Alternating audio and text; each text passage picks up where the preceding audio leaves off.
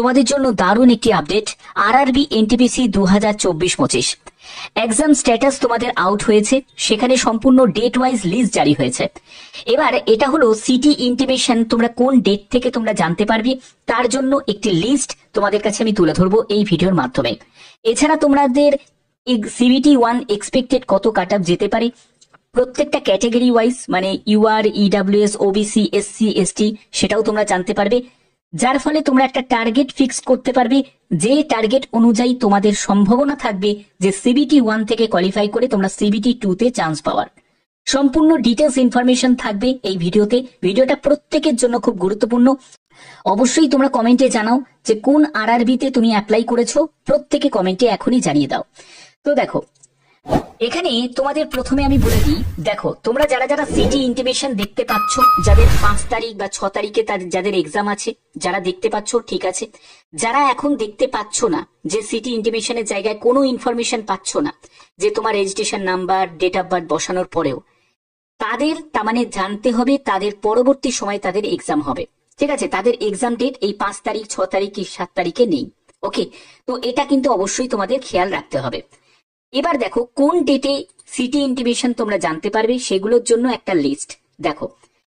5 তারিখ, 6 তারিখ, 5ই June, 6ই June যাদের এক্সাম তারা 26শে মে থেকে সিটি ইন্টিমেশন জানতে পারছে। 7ই জুন যাদের এক্সাম তারা 27শে মে থেকে। 8ই জুন যাদের এক্সাম তাদের হচ্ছে 28শে মে থেকে, মানে আজকে থেকে।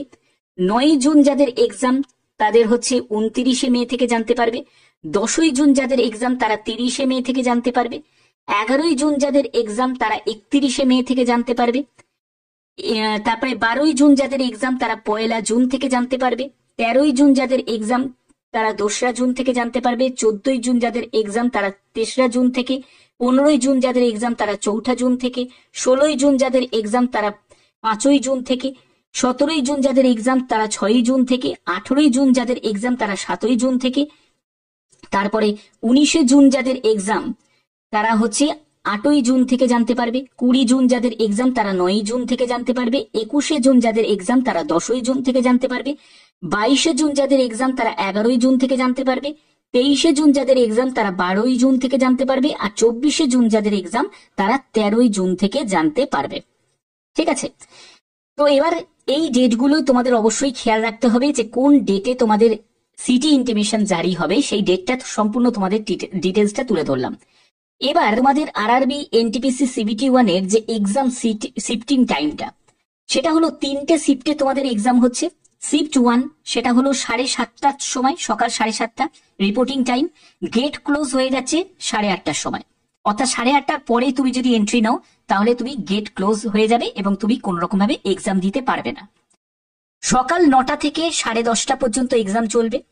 শিফট 2তে 11:15তে রিপোর্টিং টাইম, 12:15 হচ্ছে গেট ক্লোজিং টাইম, 12:45 হচ্ছে এক্সাম স্টার্ট হচ্ছে, 2:15 পর্যন্ত এক্সাম চলছে।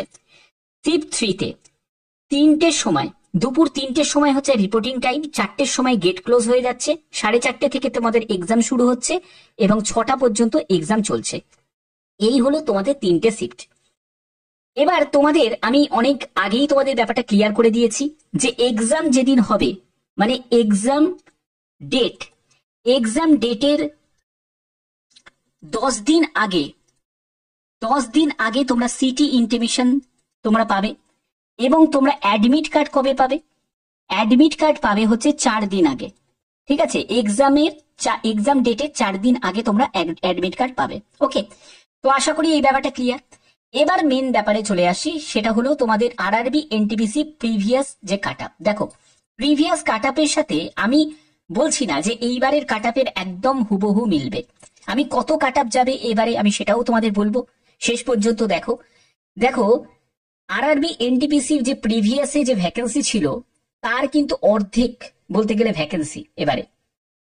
ঠিক আছে, এবার সম্পূর্ণ ব্যাপারটা কি হয়েছে, উচ্চ মাধ্যমিকের আলাদা এবং গ্র্যাজুয়েট যাদের তাদের আলাদা।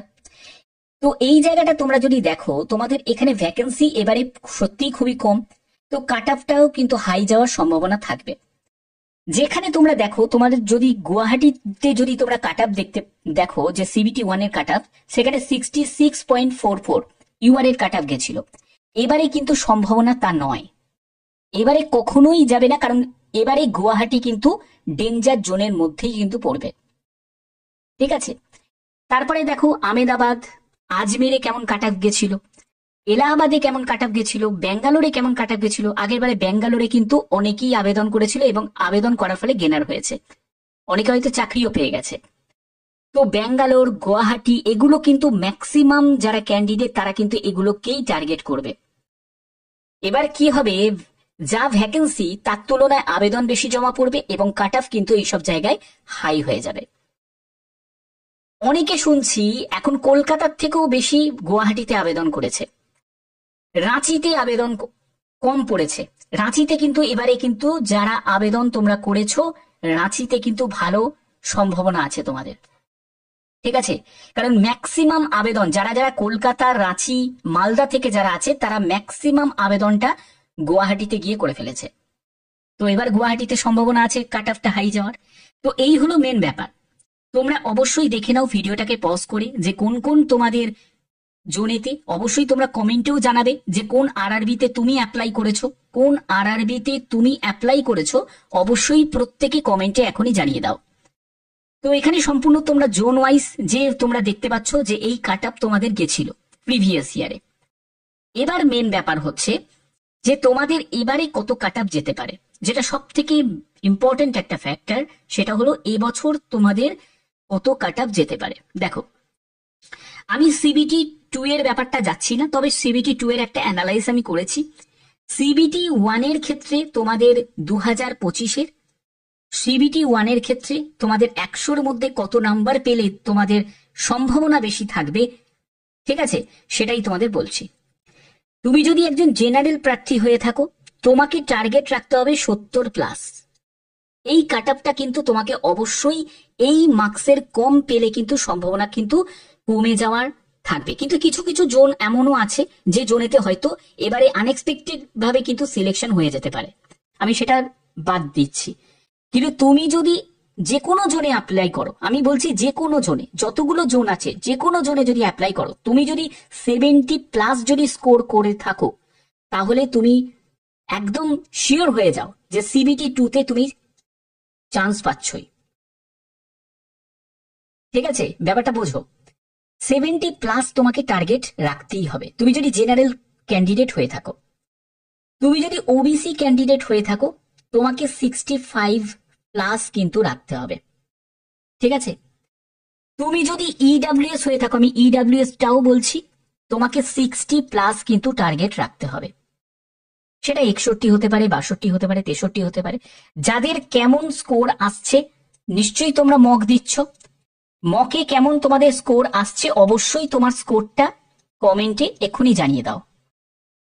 তুমি যদি এসসি ক্যান্ডিডেট হয়ে থাকো, তোমার যদি 55+ যদি স্কোর আসে, তাহলে তুমি ধরে রাখতে পারবে যে তুমি সিবিটি 2 এর জন্য এবার চান্স পাচ্ছ।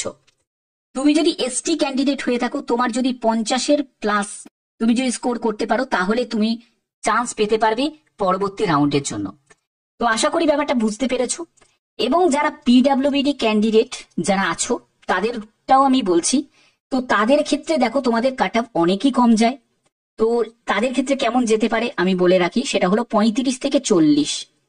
35 থেকে 40 তুমি যদি পিডাব্লিউবিডি ক্যাটাগরি থেকে যদি হয়ে থাকো, তাহলে তুমি একদম নির্দ্বিধায় থাকো, তোমরা পরবর্তী রাউন্ডের জন্য চান্স পাবে। আশা করি ব্যাপারটা ক্লিয়ার করতে পারলাম। তো এইগুলো হচ্ছে তোমাদের স্কোর, আমি বললাম এর থেকে বেশি যদি হয় তাহলে তো তুমি মানে 100% শিওর হয়ে গেলে যে তুমি পাচ্ছই। কিন্তু এগুলো যদি হয় মানে তুমি যদি একজন জেনারেল, তোমার যদি 70+ যদি স্কোর আসে, তুমি যদি ওবিসি ক্যান্ডিডেট তোমার যদি 65+ যদি স্কোর আসে, তুমি যদি ইডাব্লিউএস ক্যান্ডিডেট তোমার যদি 60+ স্কোর আসে, তোমার যদি এসসি ক্যান্ডিডেট তোমার যদি 55, এসটি ক্যান্ডিডেট 50, এরকম যদি স্কোর আসে, তাহলে সেটা দেখবে তোমাদের নর্মালাইজেশন করে কিন্তু এই স্কোরটা অনেক বেড়ে যাবে। ঠিক আছে, তাই বলছি। তো এটাকে কিন্তু তোমাদের টার্গেট রাখতে হবে যে এই স্কোরটা তোমাদের তুলতেই হবে। ব্যাপারটা বোঝা গেল? নর্মালাইজেশন করে কত বাড়বে? দেখো, আগের নর্মালাইজেশনের যে রুলস ছিল সেটা কিন্তু পরিবর্তন হয়েছে, এখন চেঞ্জ হয়েছে যেহেতু, তার জন্য এবারে কিন্তু একটু পরিবর্তন হবে। সেই জায়গাটায় কত, 10 থেকে 15 নম্বর, এটা কিন্তু আমি ম্যাক্সিমাম বলছি। ম্যাক্সিমাম বলছি এই নাম্বারটা ইনক্রিজ হওয়ার সম্ভাবনা রয়েছে নর্মালাইজেশন, এটা সর্বোচ্চ। এছাড়া তোমাদের 5, 6, 7, 8 এরকম কিন্তু তোমাদের বাড়বে। তো যাই হোক না কেন, যেটাই হোক না কেন, নর্মালাইজেশন রুল যেহেতু চেঞ্জ হয়েছে, তো সেটাকে কিন্তু এরা ব্যালেন্স করবে। তো তোমাদের এই স্কোরটাকে কিন্তু মিনিমাম স্কোর হিসাবে তোমাদের রাখতেই হবে।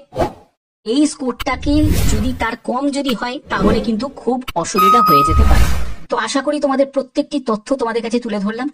তো আর এরকমই যদি গুরুত্বপূর্ণ আপডেট পেতে চাও কি করতে হবে, চ্যানেলটাকে সাবস্ক্রাইব করে রাখতে হবে, বেল আইকনটাকে অল করে রাখতে হবে। এখনের মতো এটুকুই, টাটা।